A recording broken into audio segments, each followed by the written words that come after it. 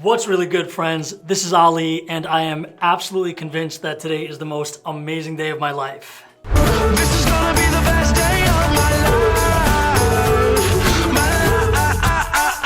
life. Did you know that an estimated 1,700 people are becoming millionaires every single day?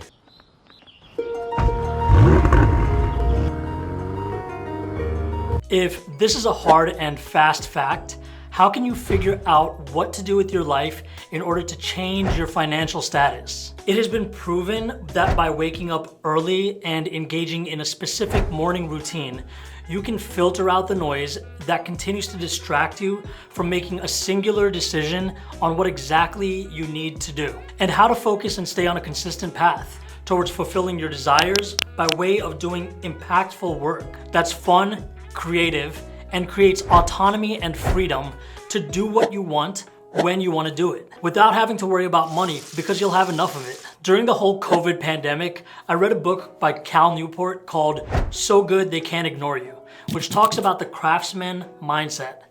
This mindset challenges you to focus on developing rare and valuable skills that you can then implement to build a business and amass your startup money. In this case, Cal talks about career capital. Once you have this career capital, you can then use the initial wealth that you build and the valuable skills you obtained by bootstrapping your new business to then begin to invest this new money into the things that you love the most.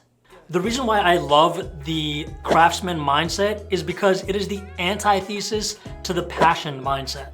A Chinese philosopher and teacher by the name of Confucius, who focused on human-centered virtues for living a peaceful life, said something along the lines of, "Do what you love and you'll never work a day in your life." I simply don't buy that. I think that's terrible advice in today's day and age. At least because, I'll be honest, at the age of 9 years old, I didn't say I want to own a fleet of over-the-road trucks and a whole bunch of real estate. I said I wanted to be a soccer player. Oh my God. And I thought being a pharmacist was one of the coolest jobs you could have. So I told everyone I wanted to do pharmacy. And by the way, that doesn't mean that I'm not excited to go to work. I wake up from bed and I'm thrilled about transporting pharmaceutical drugs. I'm ready to crush it every single day. My work is more meaningful to me than most things on earth. But I'm not particularly passionate about it. I don't transport controlled substances for the DEA because I'm really gonna like change the world. Stretches, so many years of depression make me vision the better living type of place. No, I saw a problem, I saw a gap in the market, and I knew quite frankly, I could make multiple millions, even multiple tens of millions of dollars doing it. Especially the way we've set up exam transport, it's a very easily sellable business.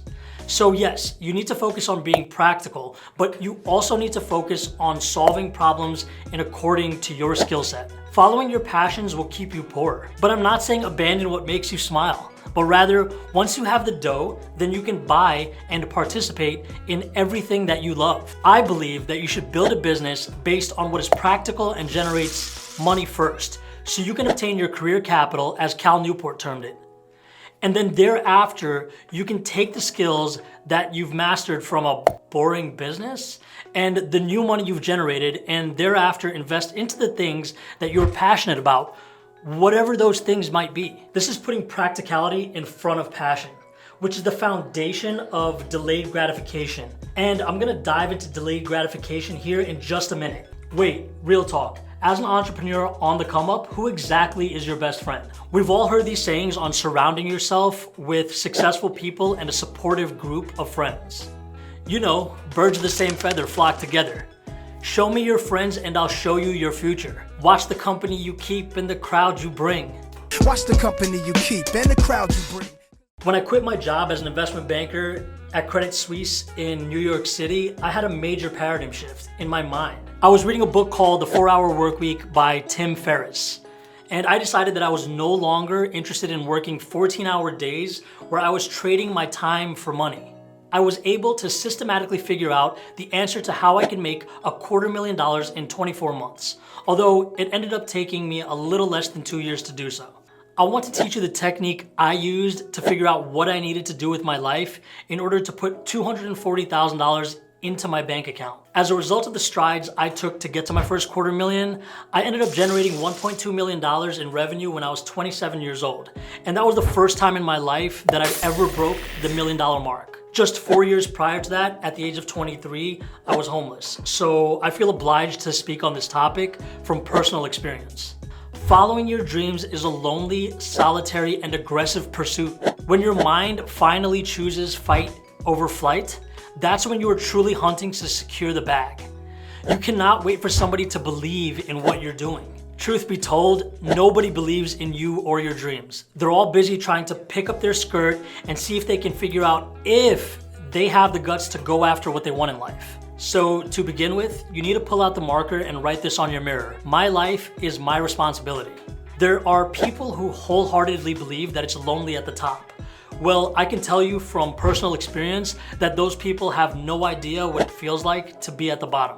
If being lonely at the top of the food chain is a thing, then being at the bottom feels like being in solitary confinement. There's no one there to invite you over when you're broke. And there's no one walking up to you to shake your hand. Nobody on the other side of the room is asking who you are and what you do for a living.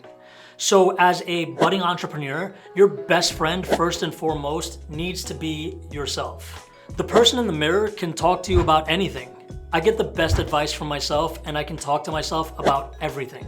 I don't want a best friend that can use me, and I'm not interested in using anybody else. So as you embark on this so-called lonely road, be self-reliant, because once you get going, you will never let yourself down. Yeah, you might have tough days and beat yourself up, but so what? I can guarantee you that you still plan on waking up tomorrow. So if you're still planning on waking up tomorrow, then your best friend will be there for you tomorrow morning. And if you think that, oh, that sounds like a really lonely day, then let's set your alarm for 4:20 a.m. tomorrow morning and join the 5 a.m. club. Chances are you'll get to spend more time with your best friend during the victory hour. In Robin Sharma's book, The 5 a.m. Club, which I highly recommend you read, he talks about the victory hour, which exists between the hours of, let's say, 5 a.m. and 6 a.m. in the morning, providing us with solitude, stillness, and silence, allowing us to take advantage of a key hour in the day with the least amount of distraction, wherein we can engage in introspection.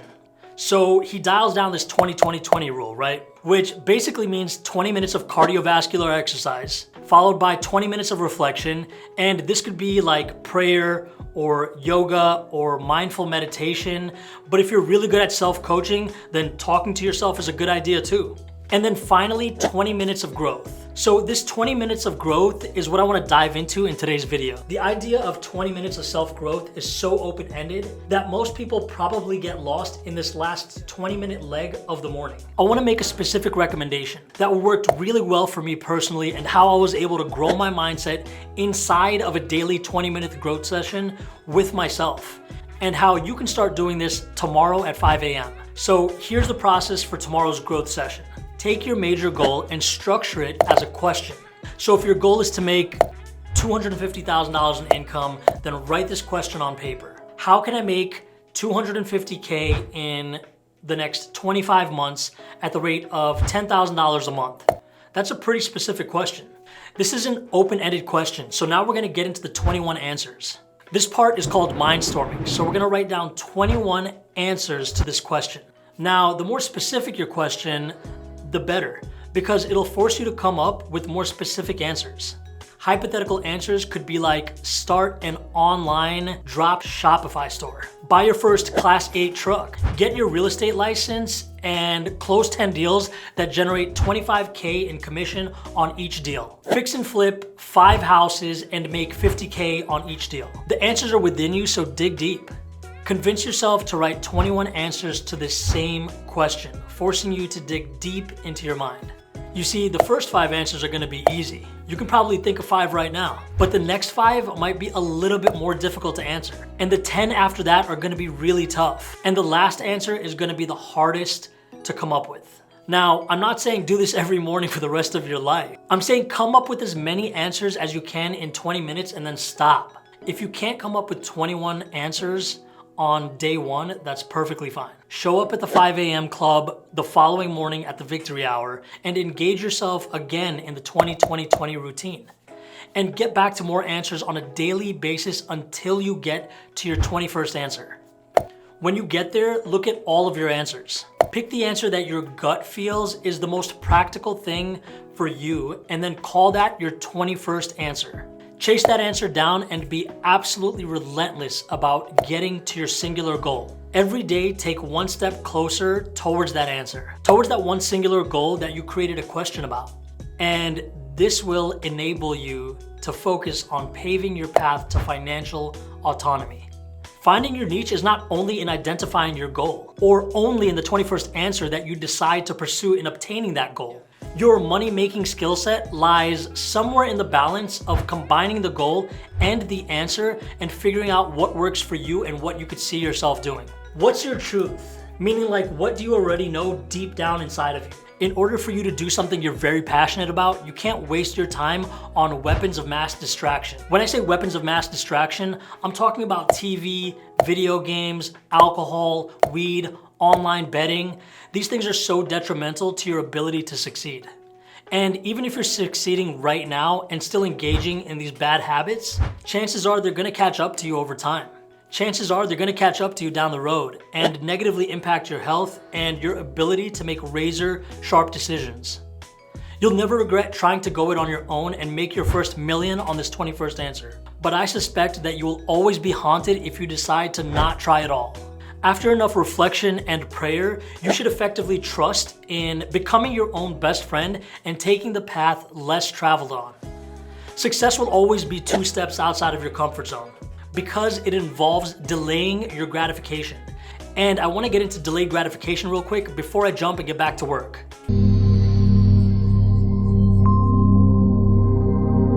What I mean by this is that there is no success inside of being comfortable. You have to choose the decision that puts you in an uncomfortable situation. So your back is against the wall and you have no choice but to hustle harder. I had to hustle, my back to the wall, ashy knuckles, pockets filled with a lot of land. Your ability to delay gratification is not just about waiting a week or a month. If you can wait a year, straight up 12 months, you will make a ton of money. No, I'm not saying you're gonna be like knock it out the park rich, but you can definitely bootstrap out of being a brokey. If you can wait a decade, meaning that you can stay steady hustle for 120 months, which in the grand scheme of things is not that much of time. In exchange for a bank account with $1 million cash, would it be worth it to you? That'll put you above the achievement of most people globally. Now, if you can wait a lifetime, if you're not in it for yourself, see, my game plan from day one was the graveyard. In 2010, I was working graveyard shifts anyways, valeting cars in Los Angeles, California on Sunset Boulevard overnight. I wouldn't even sleep. I'd go to LA Fitness and work my second job selling gym memberships when the gym opened. And I felt like I was so close to death at that time in my life. So I said, I'm gonna do this for myself. I mean, what do I have to lose? This is about doing what you gotta do without seeing the results, because your goal is so aggressive, it's larger than your own shelf life. So the lifetime game plan is understanding that I may not see the results in my lifetime, but if I set it up correctly and I train my kids correctly, it may get done after I'm 6 feet under. That is how we collectively here in this channel can begin to understand my idea of generational wealth. So let's take a look at setting lifetime goals. You can say dream bigger. But if you're not about that dream life, then maybe you're about a sense of ambition from coming up off the streets. This is my version of daydreaming. The size of your ambitions must always exceed your current capacity to achieve them. If your ambitions don't scare you, they're not valiant enough. They're not large enough. If you start your journey with small dreams, you may not have enough gas left in your tank when those dreams are fulfilled. Being at the top and operating as a lone hunter in the darkness of the night is akin to the way a lion hunts without a pack to rely on. This is an entrepreneur's modern day version of survival of the fittest. Define who you are and what you are, and be clear on that. Meditate on that and then live and die by that. You can't break the fundamental rules. Be a man of your word, do what you say you're gonna do, and respect the people around you in the way that you would like to be respected. If you like what you're watching and you wanna come back when I drop my next video, trust me, at the top it isn't lonely. Everybody acting like they know me, dawg. Don't just say it now, you gotta. hit the subscribe button below. When you decide to take the path that is less safe but far more rewarding, you have accepted that the relationship between risk and reward is no longer a problem. In fact, it could lead to years of adrenaline-filled growth. You'll be able to look back a few years from now and be so proud of yourself for taking the leap. If you're still trading your time for money, and you have ever thought about what the wealthy are doing differently and how exactly you can tap into the stream of knowledge and gain a competitive advantage, then keep an eye out for my next video drop. Thank you so much for watching and see you at the top. Believer, against all odds, be a dreamer. Exam transport official with Alidina. Hey, if money is really your passion, keep it locked right here. If you ready, then let's make it happen. Become a millionaire. You hustle relentless, you handling business and a leader. Exam transport official with Alidina. Let's go.